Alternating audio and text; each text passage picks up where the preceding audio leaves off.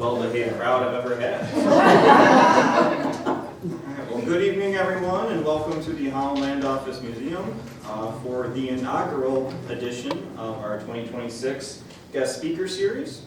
We bring in speakers from around our local community, but also as far away as Virginia and Michigan and even farther sometimes. So be sure to check out other speakers when they come through. Thank you to Tompkins Community Bank and the Rotary Club Batavia for helping to sponsor this year's guest speaker and concert series.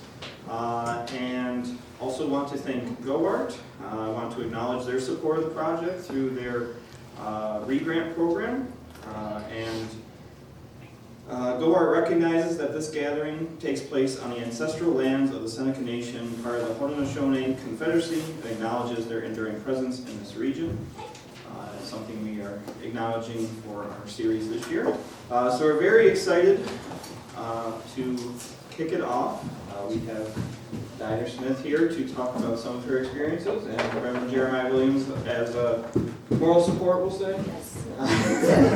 Yes. So we're very excited to have her come and talk with us today, so I hope everybody enjoys. Thank you. Put her to work soon. Good evening. Thank you for coming here. My name is Pastor Jeremiah Williams. I'm the pastor of Mount Zion Missionary Baptist Church here in Batavia, and also First Baptist Church here in Batavia. I have been invited here. This is not my first time being here. Some of you may have recognized me from previous years. But Brian reached out to me and asked me to come and speak, and I've spoken in a few different times. But this year I wanted to bring somebody in to come and speak as well. I want to introduce to you Dyder Smith. She is a member of Mount Zion Baptist Church, and she has a wonderful story that she would like to share with you this evening. And so without further ado, what she's going to do is she's going to open up. She'll give you a little bit of her story, and then she's going to open it up for questioning, and she welcomes all the questions that you have. She is prepared. She's a little nervous, but she does well with your questions. And so after she's finished, if you have any questions at all, feel free just to raise your hand, and she'll call on you, and we'll go from there. Okay, that sound good? Yes. All right. Dyder Smith, everybody. She's going to sit. She has some issues, so she's going to be sitting for this lecture. Okay. Good evening, everybody. It's a joy to be in your presence. It's a blessing to be in your presence. And the reason I'm here is because I have a terrific pastor that always looking out for everybody. And he showed up to help me with my Bible study in Oakfield. And it blessed my heart. It blessed my heart that someone would come that far from Buffalo to reach out to me and help me. And I have a helper that is terrific. She was been by my side quite a bit to push me, tell me to go, get up. And she knows what I like. She said, why don't you just have a Bible study? And I thought, what? And I put it out. The pastor said the first time, that's a great idea. I like that. So now when I put out, we put out that he liked the Black History Month. I wasn't too thrilled, but the fact that he came and was there for me, I had to go for him. And this is the reason why I'm here. I want to tell you my story as a child, what I went through with. But my story is the good and the bad. My story is how I was beaten, I was abused, but also how God blessed me. And all those things God showed me where he took all that badness and turned it into something good. I'm going to just open just for questions this week, but Sunday I'm going to finish the whole story, but I'm just going to give you just a little that, but I'm going to finish my story on Sunday. But now you have questions, you can ask. But now, to talk about myself, as you know, I'm Dyder Smith. And to talk about myself, what I'm going to tell you, I'm going to tell you about my life as a child, as a slave, or better yet, as a caregiver, or a sharecropper. I was in a sharecropper family in Farmersville, Alabama. And that was quite a way. And we talk about how I made it to where I am today in New York City. Well, New York State. At 75 years old. Almost beaten down. Told I was going to be dead, but I'm still here to drive all of you crazy. A lot of you know me. We went to church. I was in the church. I worked with a lot of you. And I know a lot of people remember me. But I'm still around. I'm still around to bug you, okay? I want to bug you because I love you. Okay. They used to call me Pee-wee. That was my name. That was my name within the White House. With the white folks. My sisters and brothers, they call me P.I. And they call me Pee-wee. I don't use that name anymore. I have P.I. and I have D. At the place that they saved me, that name is D now. Now, I use my personal name is Big Mama. I took her name because God took her away from me. But I kept her name, and I kept her in my heart. It was one time, as you go into my story, she was the only one who loved me. She's the only one who cared for me. She's the only one who helped me, even though she was abused by my grandfather. But she had a dream for me. And we as you'll see, we got that dream, okay? You have to bear with me, guys, okay? I got a problem with my eyes and problem with my mind, but my heart is just right. Jesus in my life. I have to wait on him. I can't do rush no more like I did. I made it through the problem and the troubles that I went through life. How I hate God. I want to let you know, everybody that know, I hated him. I hated God. I did not believe that there was no God, and nobody could tell me there was no God. But my grandfather did not give up. Every time I got mad, I'd hear him tell me something else about God. Finally, I said, I can't take it no more. I could not take it. And I'm going to be talking about how would I not listen to my grandfather and how he would not give up on me. Granddaddy did not give up. I want to talk to you about the relationship I had with my big mama. She was in my heart. She was my hero. And she was the only one that understood me. And she was the only one that loved me. The only person that ever heard, I love you, was from my grandmother. And all the rest did not mean nothing to me because of the way I was treated. My own family did not know I was beaten. My own family did not know what they were doing for me, but my grandmother knew. And she understood, but my grandfather didn't want to hear it. I also want to share the blessing that God gave me and the answer to all my prayers. Now, a little about me. I have 10 siblings. I have four girls and 6 boys. I have 2 sons and 9 grandchildren. And I'm so blessed. I'm so blessed.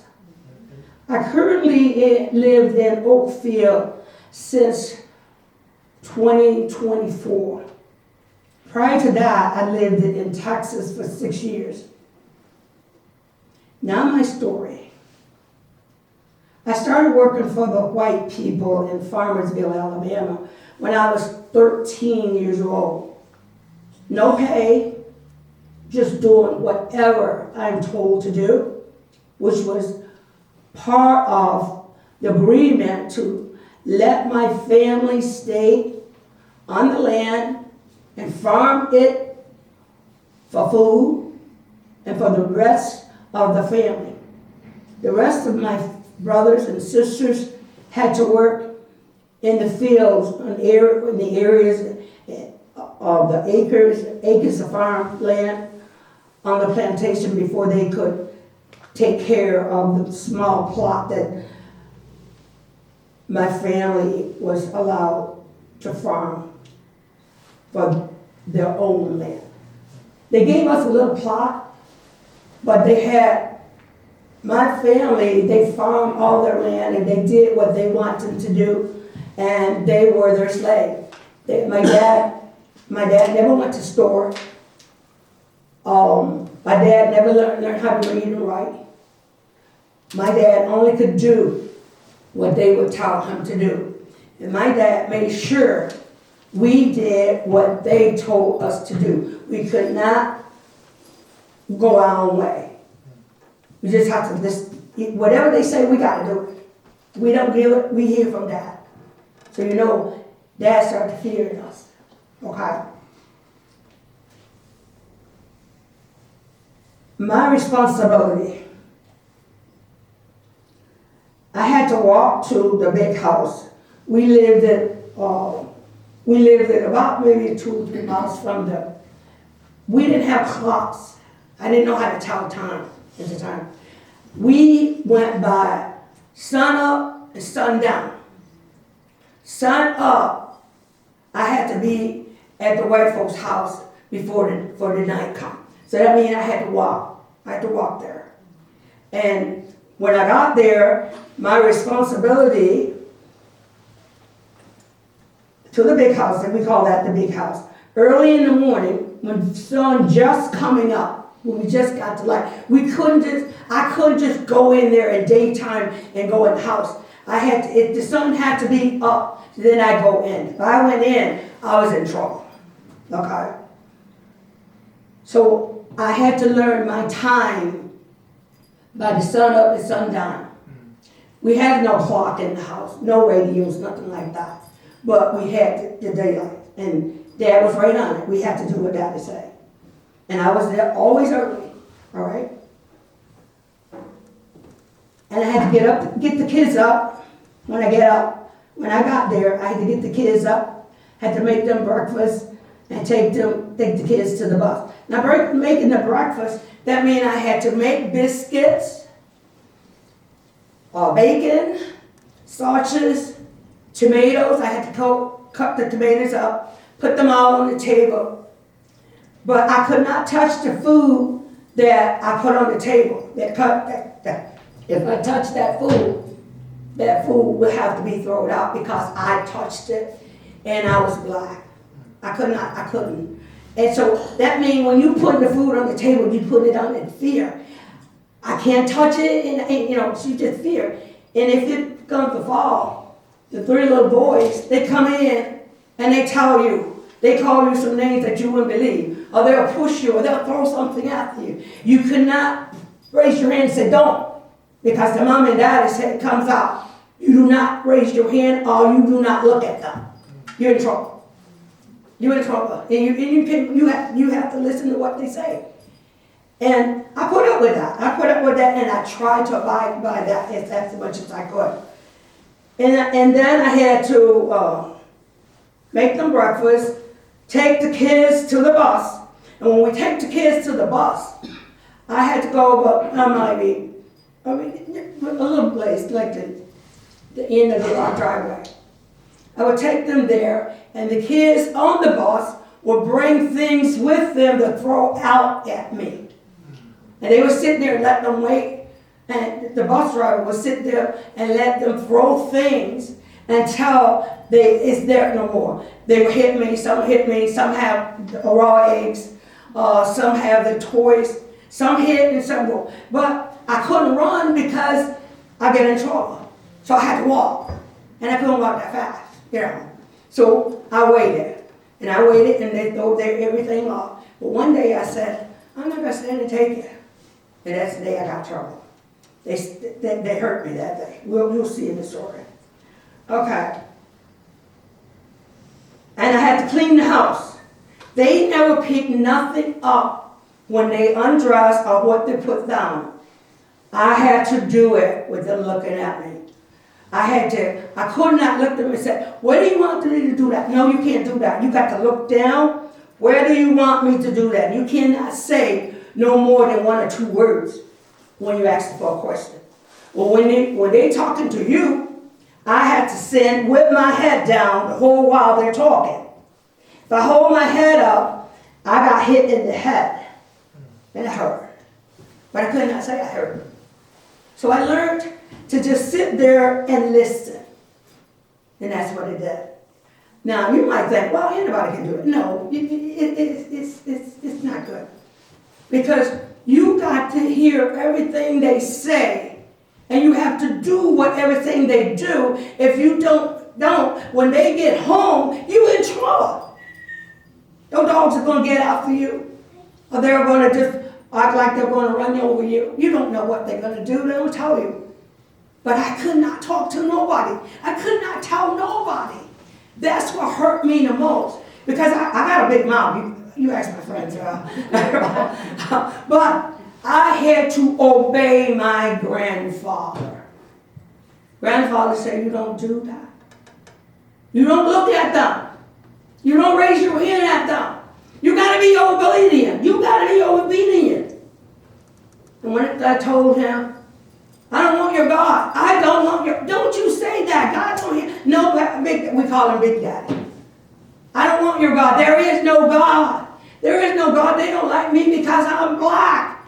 And they're white. Why are you got me here? Be quiet. You're going to hurt yourself. I know what my grandfather was saying now. I know why he said that. Because later on you'll see why grandfather, he was sparing me from being killed. Because down there, if they kill you, you just put you in the ground, put dirt over you, and you're done. You're done. And nobody going to ask those white folks what happened to my family.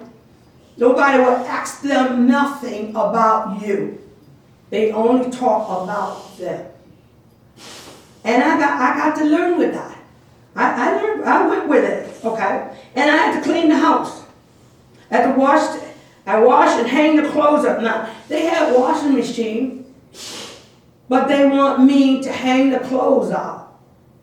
They want me to get the bed of the clothes and put them away before night. I had to do that. So they didn't have to worry about me sitting. You know that, right? And I had to iron your clothes. Now, they had an iron that you put on the fire. They have 3 irons. You put them in the fire, they get them hot, and you pick it up and you iron clothes until they're hot. The iron get warm. Then you have to put it back in the fire, and then you have to iron your clothes. Now they got electric iron. When I first saw electric iron, I ran from it because I said I couldn't believe it. I didn't want nothing like that in my house. But if I look at now how things change, how God changed our lives, I was going through a change that I'm going to receive at the end. And I had to, you guys say, how you do that? But it was all good. But at the time, it was all bad. Because they put something in me that destroyed me. I become a person that nobody wanted to see. I could swear better than anybody, any man on the world. And I can yell like you wouldn't believe. Yeah, I could do that. And I did it because I had so much anger in me that I could not talk about. Because nobody was going to listen. But I stood under it. And I loved everything. I did not complain. But I complained with Big Mama. Big Mama was there. I can't talk about it too much. Big Mama was all I had. I didn't have God. I didn't have nobody but Big Mama. Big Mama was there for me. She was there. When those people were doing all those things to me, all she could say, stand still, baby, you're going to be all right. You're going to be all right because I know it. And I kept that in my mind. And I got it in my mind. Now, when I was sick the last time, I was saying those same words. You're going to go be all right. Don't think about the pain. Like I was telling her, she looked at me and she seen how the dog had bit me up and how I was on my back. The kids had beat me practicing. That was the deal thing. But I couldn't say no. The only thing they could do is run. But I couldn't say nothing. So they had fun. I was their entertainment. Okay? Bear with me. And the other job I had was to feed the animals and then all the cooking. Now Miss Jane came home and she sat in the sun to make herself black. I couldn't understand that. What is she standing out there to make herself black for when she don't like me? I couldn't understand it. Well, I learned she was getting a tan. I didn't know. But while she was getting a tan, I was feeding her family, cooking. But while they were there, I would cook the food. I would cook ham or turkey, something that could have 2 meals. At the age of 15, I was doing all of that cooking. And she was just enjoying that. But now when it come time for me to eat, feed them, I couldn't touch it. I had to go outside. I could not be in the same room with her family. I had to go outside and take care of the cats, the dogs, and all of those things until the food is over. Then she would give the leftover that left in the pan. She would give that to the dogs, and she would tell me, eat the food that the kids like. So I had my own plate. I fixed my plate with the food that was left on the table. Because I couldn't eat what they didn't give me to eat. You understand that? Because they are God. My grandfather said, they are God. They are your master. You do not think for yourself. They think for you. And I accepted, but deep down in my mind, I know it was wrong. I know it was wrong. I can think for myself. But my grandmother said, baby, no. Do what Big Daddy says. Do what the white folks say. If you don't, you're going to be dead. And I'm not going to have nobody. Because of that, I listened to my grandmother. Okay? So now the time come, I told you about, I could not eat what was on the table. I had to eat what's on the plate, on their plate. I couldn't have a clean plate, but you have to eat what's on the plate. I don't know if you understand that. But what they do, they put all this food on the table, and everybody would get their food, what they want to eat, and what left on the plate, that's what I could eat. Okay? And I enjoyed that. Now the rules come. They had rules. Excuse me, 1 minute.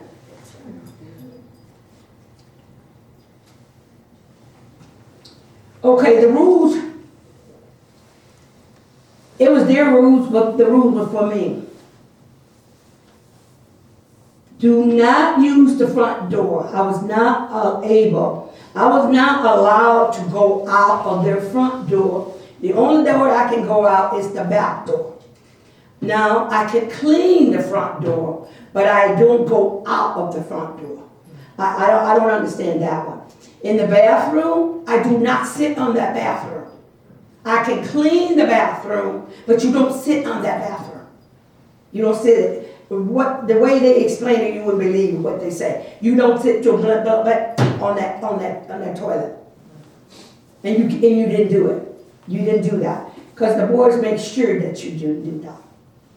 And I had to make the beds, but I could not sit on the bed. I could not put my knees on the bed. I could only put my hand on the sheets and the blankets. That's it. And do not drink out of the glasses or the cups in the cupboard. They have cupboards. I wash them and put them so I know where they are. But I do not put my mouth on them. I do not touch them. And if they take it down, I have to wash them. And then when we wash them, we have to sit them out and make sure they're dry. Air will get them. Okay, when I put them away, I have to put them away. Not they got gloves now. I have to wrap my hand in a towel, not a blanket or a cloth or something. I have to wrap my hand on it. Can you imagine having your hand wrapped, not in your finger, like this? You have it wrapped. You got to take those dishes the best you can and do not touch them and put them away so they'll be clean when they get ready for those dishes. And I had to make sure that happened. So if I learned how to do that. And I do not entertain anyone without permission. Anyone comes near me, they have to get permission to talk to me or talk about anything. And I can, now my grandfather, he will come when he know they're not there. From where he was living, he rode a horse. And he will come when he know I'm not there, just to preach to me or make me mad, okay? And he did that real good. Oh, really good. And he said, and I do not look into their eyes or have your head up when they're talking. Like when they're talking to me and giving me instruction, I am to do that. Even if they ask me a question, I could not say, I say yes sir or no ma'am. Yes sir, no ma'am. That's all I could say. That was it. And I couldn't look at them at all. But I have to hold my head down. Now sometimes if you're not busy, you're going to look up. If you get a noise, you're going to look up. You look up and you get a stuff in your head that you would not know you got. And what did I do? You don't look up. You listen. They said I had to do that, to listen to them. But I see it different. I didn't take all of that for joy. But I kept that in. You'll see what I did. And the next thing I had to do is do not listen to a radio. I cannot listen to the TV. And I cannot read a book. The TV and the book, that was okay, but I could not read anyway. I couldn't even write my ABCs. I did not know how to do that at that age. So the books was not out. But the TV, one day nobody was there, and I said, I'm going to sneak and see what's going on. I found a way to turn the TV on. And when I turned the TV on, there was a man said, you did it. And I thought, oh God, they see me. I was the worst night I ever had. I thought the man that came out of the TV and was talking to me, yelling at me. And I ran from one to the house, in the room with the house in one. And I came back sneaking. Is the man still in the room? But it was the TV. I didn't turn that TV on for nothing. I would never turn the TV on. Never again. So I let that go. I said, you have to obey. And I was telling my grandmother that the man that came in the house, and because I turned the TV on, he said, baby, that's why I want you to be obedient. And she said, the first time she said God, she said, the only way you're going to survive is you got to obey God. You got to be obedient. And the only thing you got on your plate is those white folks. You got to go through whatever days you got to, and you got to be obedient until that day when God going to take you out. But you got to be obedient. But me being angry and a 14-year-old, you just tell a 14-year-old something like that, and they listen? No. But I said, I'll fix it. I said, I won't bother y'all TV, and I won't bother you guys radio. That's all. So we was okay on that one. Okay, now on Sundays, every now and then, Miss Jane would want to go to church, but all the kids would want to go to church. So Pee-wee got to take the kids to church, but Pee-wee cannot set foot in the church. So I took the kids to the door, not opened the door, the kids went in. And they tell me I got to go outside. I went outside and they said, no, you can't sit there. You got to sit in the weeds. I could not sit on the church and I could not sit in the church door. And then they telling me that is a God, that I couldn't go into the church. I said, no, no, no. And my grandfather come back and told me about God gonna do this. I said, well, why you got God in there and I got myself out there? He said, no, no, baby. God ain't in there in the form of God. Because God is love. And if you're out here because you're not loved, or you are not obedient, you got what you deserve because you didn't listen. I thought about that stuff. I thought about that. And the more I thought about it, I got madder and madder with my grandfather. I was so upset because I said, now, he is all for those black, white folks, and he don't care about me. He do not care about me at all. And I believe that. And I get with it. And I said, okay, it's time to go talk to Grandma now. It's time to talk to Grandma.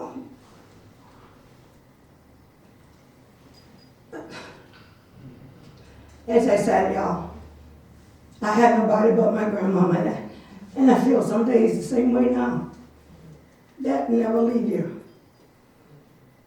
Whenever I go to church or whenever I praise God, my grandma would say, baby, let's go, give it all you got. If you ask anybody, I take my grandmama with. I have never went in the church ever how quiet it were. We enjoy God. Because I thought God was in my grandmother, but I didn't see her. I didn't see God. So I was a little confused. I was confused. And I told her, I said, I don't understand you. She said, baby, one day you will. That's always she said. When we talk about God, and she know I was angry with God. And she said, one day you will understand where I'm coming from. Today, I do. I know where my grandmother was coming from. My grandmother was coming from the pit of God. I know she were. Okay? Now I'm going to talk to you about the struggles that I had. Let me get my poses. Sorry. I'm sorry. You're doing great. You're doing great. Good job. Thank you. Now my struggles. There were 3 boys, like I told you, that I looked after. They saw me as less than a person and not even a human being. They didn't know I was human. They felt that they could do anything they wanted to me for their entertainment. It was all for their entertainment. They loved scaring me by throwing those rattlesnakes at me. Do you guys know what a rattlesnake looks like? Yes. Their big thing is put me out in the yard and they would turn the rattlesnakes off me. But thank God the rattlesnake will go the opposite way. And I can go that way. But their entertainment were to see how fast I could run. Or to see where I'm going to run to. As they were laughing with all that, everything in them, they was laughing. And when I stop crying for one thing, they always come up with another thing. And when I go in and I try to talk to the mother or the father, they yell at me, or they hit me in my head and say, why are you talking? You know what I wanted to say? Your kid is hurting me, but I couldn't say it. So I felt, I have nobody. I don't have nobody. My mom and dad, they were doing their thing, and the kids, they were doing their thing. I didn't have nobody to talk to. Nobody to tell what I was going through. But I took it. I did exactly what my grandfather told me, okay? They love scaring me, as I told you before. They also love training their dogs on how to hunt, running them after me. On many evenings after work at the main house, they will make little ties of hide, like the hide that they got from snakes or something, and they would tie them on me. They tied them on because the dog was going after them. So So they'll time on me and they'll tell me I had a certain amount of time to run home before the dogs would catch me. And there was hunting dogs. You know how they come after you. Okay. I lived a few miles from the main house. So I would have to find a way to not let them catch me. Now, as I say, I was 98 pounds at this time. I wasn't heavy as I were now, okay. I would have to do things like run as fast as I could and then climb trees. God gave me the strength to when I got tired, I could go up a tree, and the dog can only go for just so high. If I go up this, I can sit there. Now, what they would do is throw things out. And by you letting go, what's going to happen? You're going to fall. And the dogs got you. And they have fun. The dogs will stay on me until they get the dogs off me. By that time, I got scars on my leg right now where they would cut the dog bone, teeth were cut in the back of my leg. And the blood was nothing but blood come out. And they thought it was so funny. They thought that was so funny. And I said, I wanted to run in the house. They wouldn't let me go in the house. You're going to stay here, even though I had to do chores. But I had to stay outside until the blood is out. And then I can go in. I can't sit, but I got to go in and finish my chores because it's getting dark.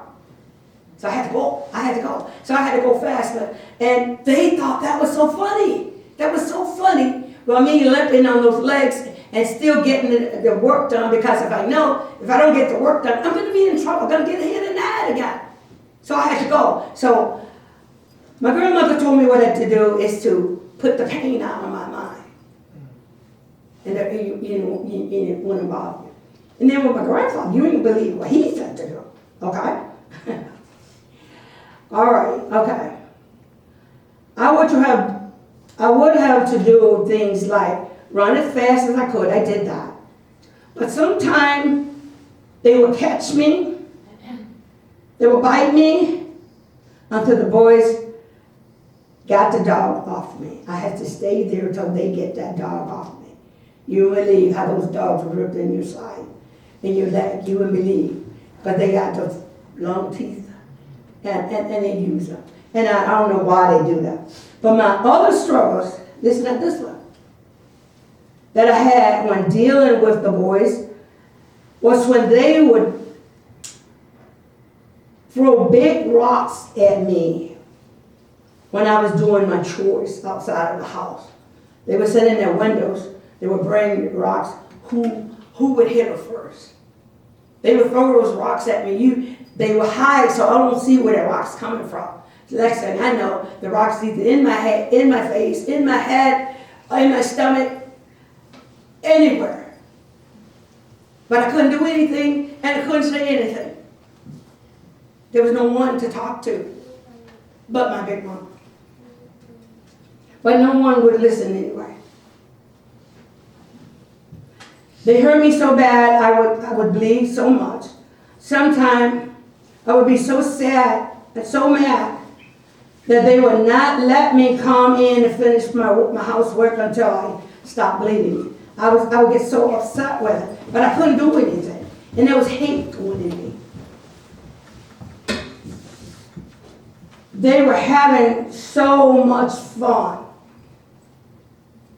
And God knows I was hating them every minute. I looked at them. It was like I was their ball. I was a ball. And I always think, where are they going to throw me next? But who cared? There's nobody cared. And my grandfather would say, God cared. I could not feel God caring. I know that God wasn't there. Okay? I was so helpless. I did not have anyone that cared about me, but I learned how to keep going and don't think about the pain. Be my help. I was so afraid to go each day to that house. I was so afraid. I didn't want to go there. But if I did not go there, if I didn't go to the house every day to take care of them and the kids, that would be more trouble for me. But they considered that lifestyle was a normal lifestyle. And they had fun. I was not a human. I was something for them to enjoy. And the only thing that hurt me is they encouraged them to go have fun. When I tell my kids to go have fun, I mean go use the toys that you got. I was their toy. You go have fun. While they did with it. And a lot of things, it's not enough room to tell you how they abused me. And they understood. Their mom and dad, they understood. Okay. Now you know what's going to happen now. Hate came in me. Hate came in me, and I didn't have no one to talk to. I could not talk to my grandmother every day or every week, sometimes once a month, because at that time she couldn't write and I couldn't write. She had no telephone, and I didn't know how to use the telephone. So we just have to just go on when we see each other, whenever we see each other. But we remember each other. My grandmama remembered my cry. She remembers that. And she was planning that. But that woman was smart, okay? Even God, in this point in my life, I hated everyone. Even God, at this point, I hated God. I even did not like my granddaddy. I began to have a hate with him, but with granddaddy, you don't disobey. You do not roll your eyes, or you do not act like you're mad. You have to have a smile on your face when you see Big Daddy. Now, he was Big Daddy and Big Mama. Larry hollering about it. Right. Well, Big Daddy was Big Daddy. Everybody listened to Big Daddy. You're going to do what Big Daddy say whether you like it or not. But Big Daddy never hit me, but his tone of voice crushed me. So I didn't want to talk to him. I didn't want to talk to him at this point. At this point in my life, there was no one to love me but Big Mama. I only had one person in this whole world that loved me. I considered figuring that way. How can you love God when you did not know? I didn't know God, but I didn't know God was love. I didn't know that, but I hated him. I just hated God. Now my attitude and my thoughts. I knew I had to do something at a very young age. I knew I had to get out of there. I knew that at some point I was going to run away. I knew I was going to go run away. Because I could not go on the way I were. I was scared. I couldn't sleep. I couldn't eat. I really didn't want to eat. But I couldn't even tell Dad and Mama what was going on. I couldn't share that. I had to take it to myself. I told Big Mama, and Granddaddy walked in that one day I was going to run away. I said, Big Mama, I'm going to run away. And I know Big Mama was too afraid for me to run away because she knew if I ran away and they caught me, I'm dead. And I knew it would hurt her. I knew it would hurt her, but I had to do something to run away. I never wanted to talk to Granddaddy about it because he talked about God too much to me. Everything I say, he would be talking about God, talking about the Bible. The thing of it is, but my grandfather, when he read, he spelled every word, and I used to laugh at him. And then all of a sudden, my grandfather started reading. That shocked me. All of a sudden, he learned himself how to read. He did not go to school. He learned himself how to read the Bible. That's the only book he read. He learned it. So I was laughing at him. I laughed at my granddad trying to read that Bible. It was the funniest thing in the world. And I thought, well, my granddaddy don't like me because I laughed at him. So I stopped laughing. I started to see what is he doing. No. But he would come back different grandmothers, Big Mama, why is he staying under the house reading that book like crazy? I don't know, baby. She'd call me his babysitter. I don't know, but let him go. Don't make no noise. Don't go near him. leave him alone. I did that. I did it. So, but granddad started coming after me. I think because my grandmother was complaining because I was complaining every time I did see her. And I was complaining about the white folks and how they were treating me and how they were doing the things to me. And the things they were making me do. And she said, that's not good. When I told her, I got to get out of there. Because, and I told her, I said, if I don't get out of there, they were going to bury me. They're going to put me down there where they keep those snakes out.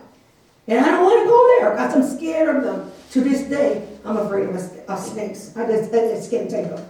But those kids played with them. They liked them. But they played with them with me.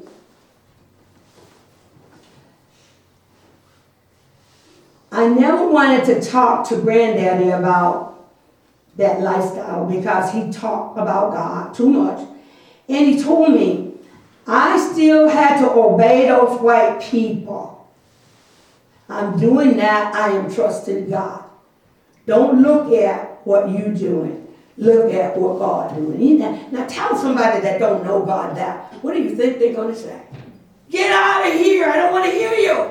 You don't know what you're doing. You don't know what you're talking about. Especially if I tell him what they're doing and he never say they did bad. I just want them to say, yeah, you're right. They're wrong. He never said that. He kept saying, you got to obey. You got to do what they say. You are the servant. Whatever they say, you got to do it. I couldn't get it, but I got it. I got out of there, okay? Even when I told him those kids, some of the things those kids were doing to me, I thought he would really show that he cared. He didn't. You know what he told me? He told me I had to trust God. He will take care of you. I said, where is God? He's in you and he's in me. I said, Granddaddy, I know you're crazy now. I know you're crazy. There ain't no God in me, and there ain't no God in you, and I know God is only in those white folks. And he said, God is taking care of you. If you would look of all the snakes and all the things that they have done to you, you could have been dead, but you're not now. Why aren't you? Who keeping you alive? You think I said, oh, God did that? No. I said, don't talk to me because you're not telling me what I want to hear. So me and my granddaddy, our relationship, like, he never stopped telling me those words. Granddaddy never stopped telling me how much God loved me, but I couldn't grasp it. I just could not. After all of what those people were doing to me, I did not know there was a God like that. I thought God was the one that loved you, helped you, and be there for you, protect you. But Granddaddy showed me he didn't protect me. I don't know if you guys, you see rattlesnakes like that. Not like little rattlesnakes are big. They would turn a truck over if they run over them, you know. But they could bring those, they had little nets or something to get those rattlesnakes. They would bring those rattlesnakes down there. Pee-wee, come here. Pee-wee. Now, do I run this way? Do I run that way? Where am I going to go? I had nowhere to go. I had nowhere to go. And I couldn't beg, please, because I wasn't allowed to talk to them. I couldn't say, y'all, please, I'm scared. I couldn't. Because I was not to talk to them. I was to give them, take care of them. That was me taking care of them. So I was in a shape that you wouldn't want to be in. But I had to go through it. I had to go through it. But like I told you, I was 98 pounds. Now they got those poles up there, on there that we have to put in so animals won't come in the yard.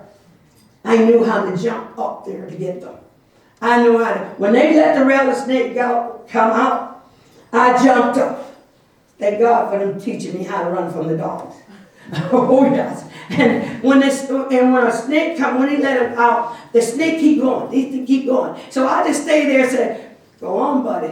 But I couldn't say anything. But was I scared?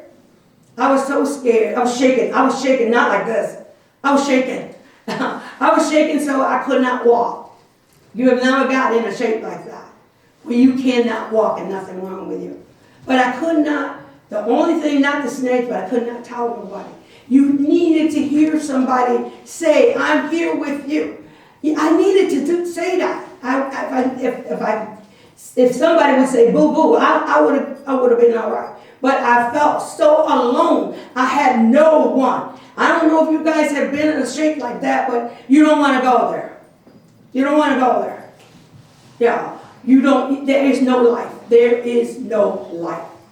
And if you act like you had life, they will try to take it from you. And they will do anything they can. Okay. No, you're doing great. Let's, you want to open up for some questions? Well, okay, I want to tell them about the plan. My big mama plan, I got to tell y'all that, and then I'll be done. I remember talking one day with my big mama, and about how scared I was each day because abuse, that abuse was there so bad it was ridiculous. I told her, I'm sorry, big mama, I'm leaving. I'm going to run away.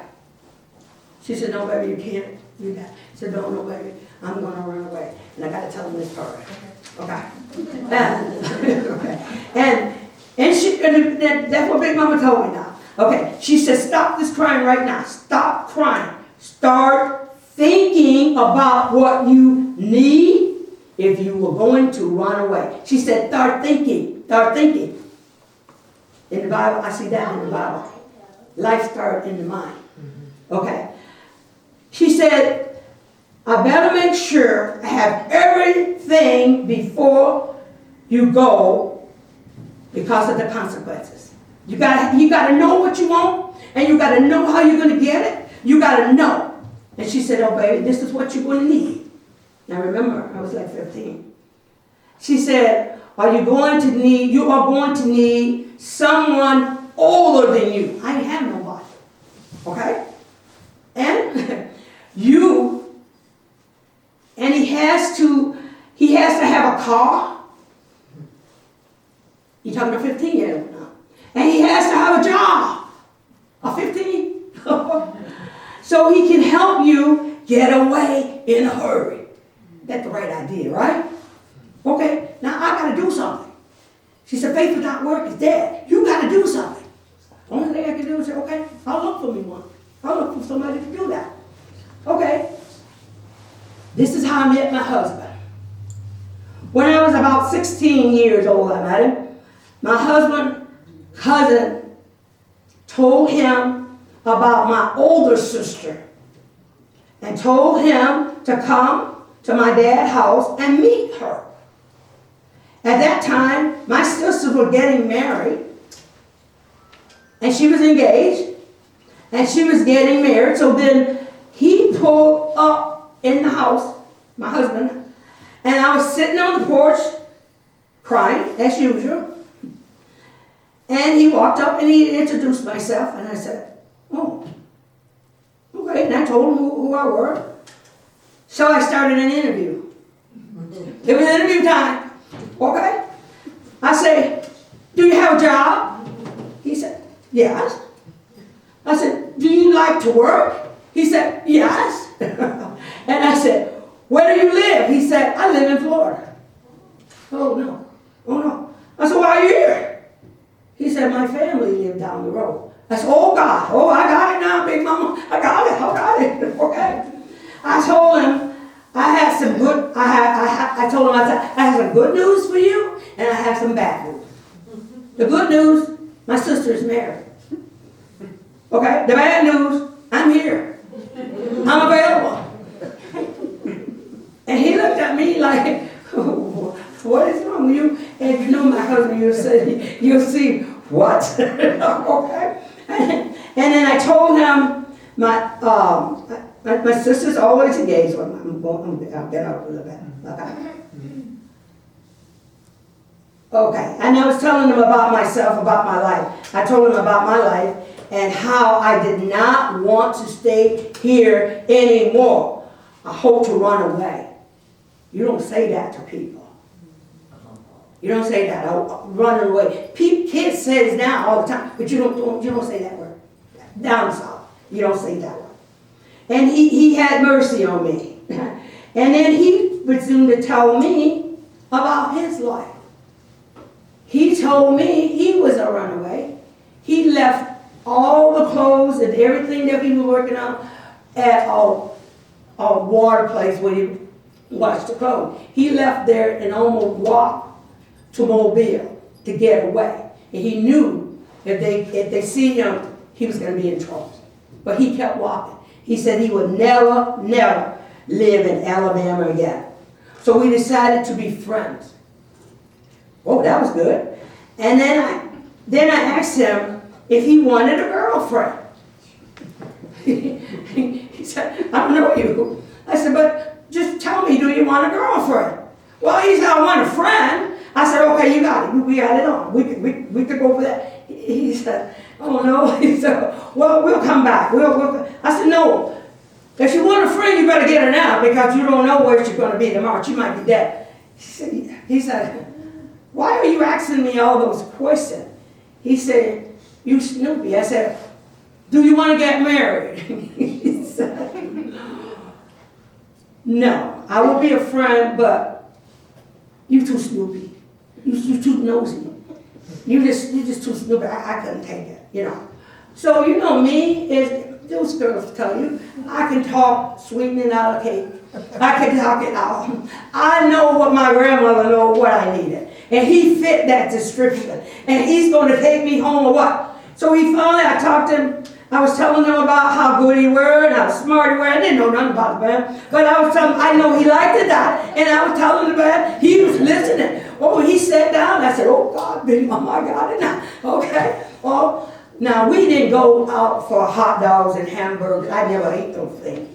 I never ate no hot dog or hamburger or nothing. Well, we do go riding in the car. He had a black car, made a lot of noise, which I love. And, well, we can go around, you know, we can run. He said, well, I know, we can. And he didn't want to say, I don't want you. So, I have, and he gave me a name. And I knew I got him when he said that. And I kept that name until the day he died. He called me Snoopy.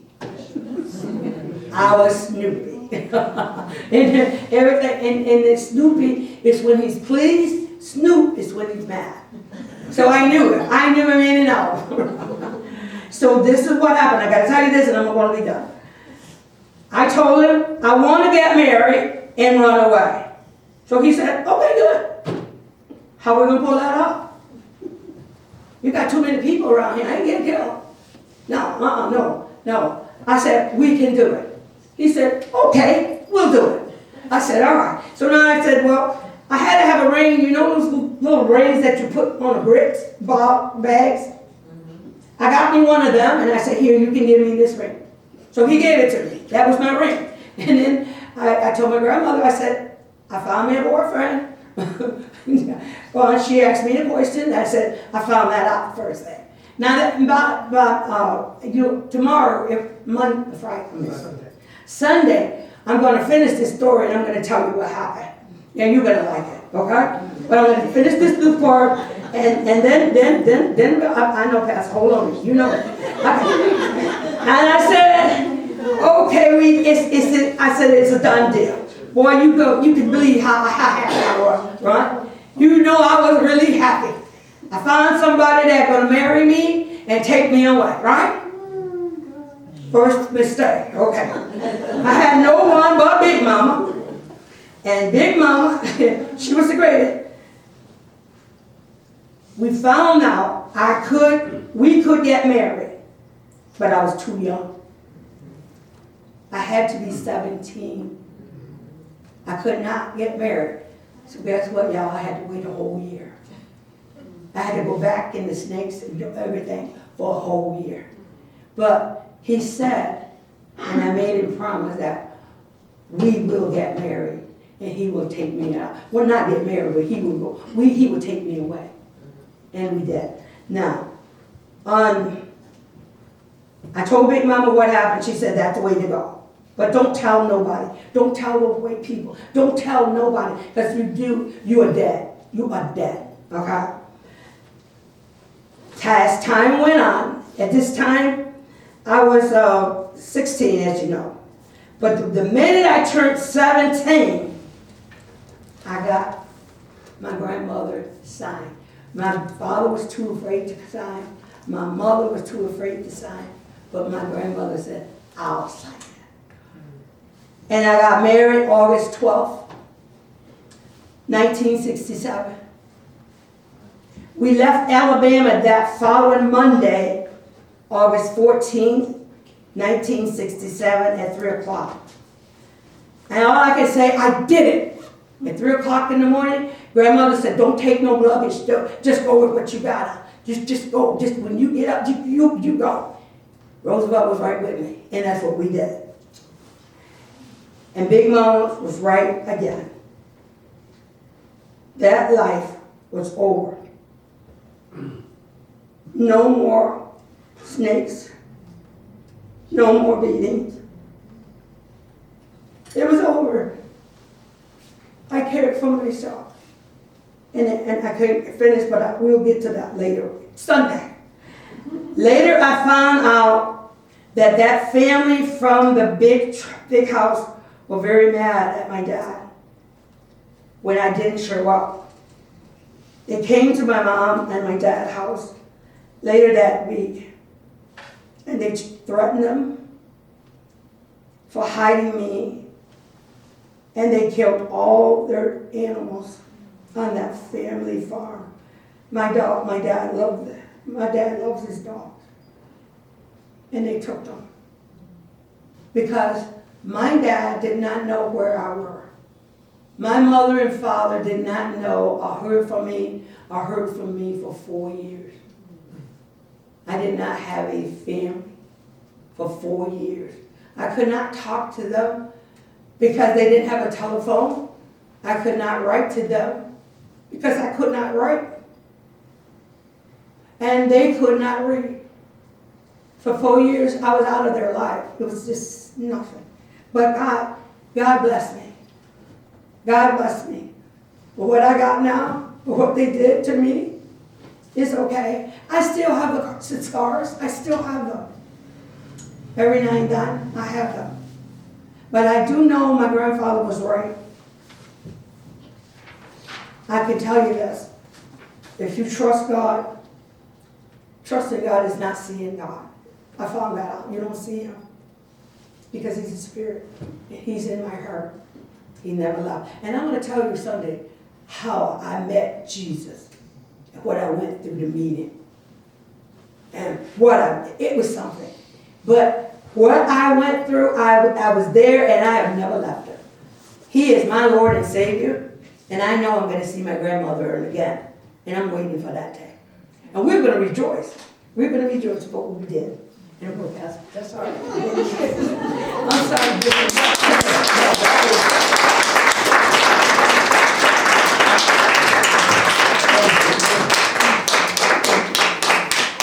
You guys. Brian, do we have a few more, just a few minutes? I just want to allow just a few questions for her, because I know I got questions myself. So I know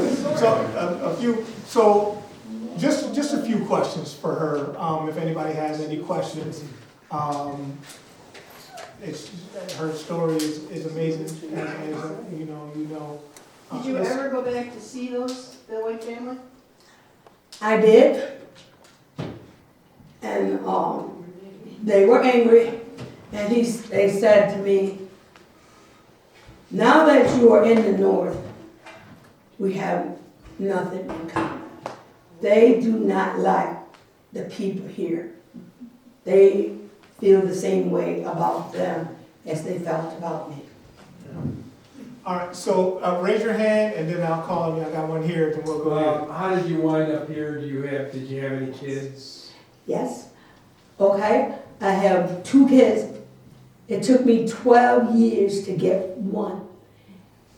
And my grandmother told me that my grandmother told me I was going to have two kids. Because she told me that, I believed that. And I got 2 boys. How did you end up here, is that? How did I wind up here? Yes.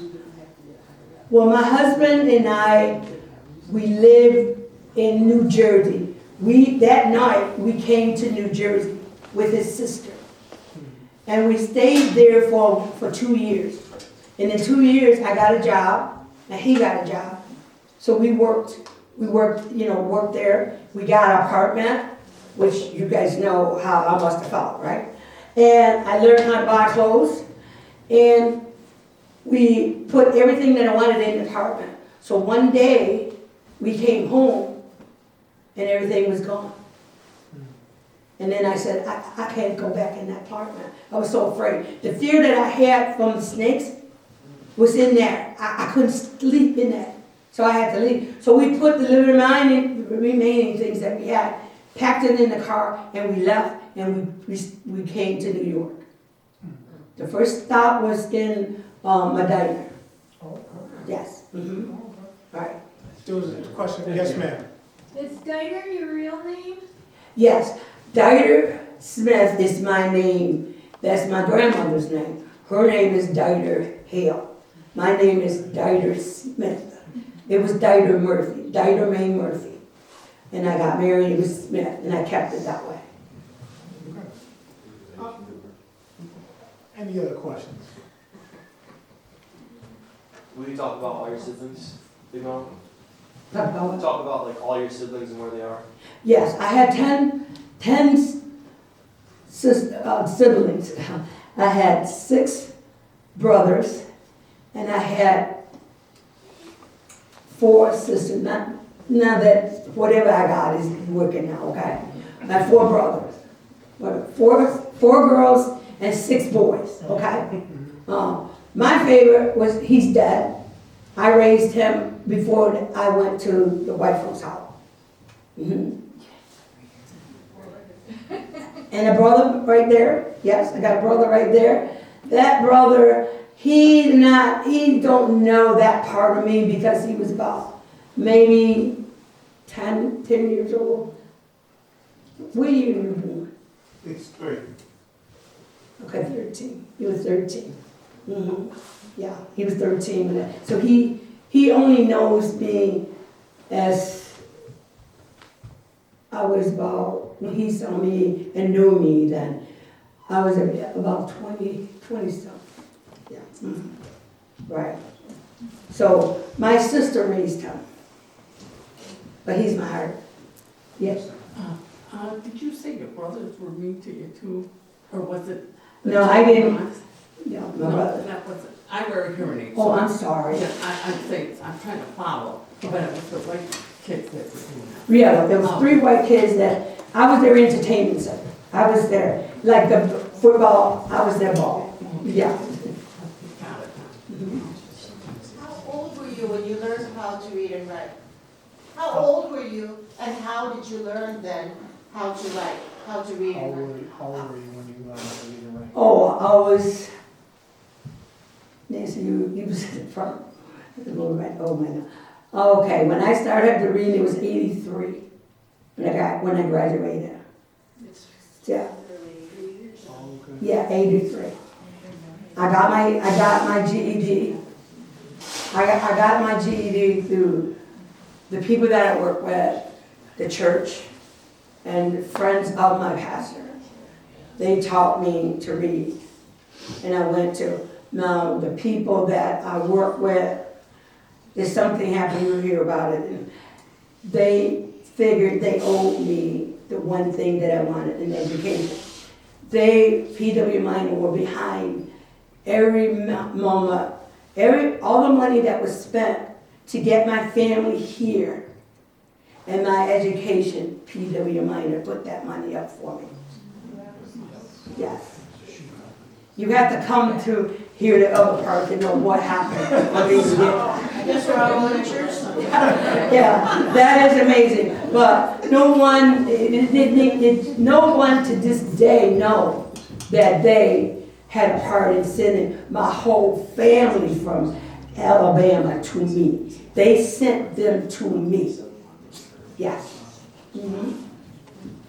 Okay, it's, I don't, you know, we have an hour, you know, we're over time, but you know, like I said, she had a tremendous story. She will be our guest speaker, you know, and delivering our message on Sunday at 11 a.m. in Mount Zion. You are all welcome to come. We are eating after that as well, but I'm excited to hear the rest of her story myself. You know, she was a tremendous woman of God, and I'm grateful for her. Can we all give her a hand clap? Thank you. Tonight is all about the glory of God. All about the glory of God. And I want to tell you, those three girls there, we worked together an average of 30-some years. And we've stuck together. When they thought I was dying, Patty took care of me. On her own. No, on her own. And she put up with me. That wasn't easy. Ryan, we appreciate your time. Thank you, Ryan. Thank you again. Can we give her one more round of applause? Just a quick announcement before you head out. We have 2 brand new exhibits in the museum. One is right behind you guys.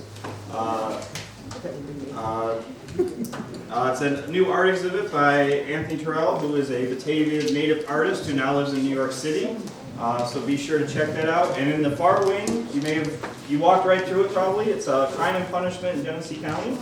So be sure to check that out.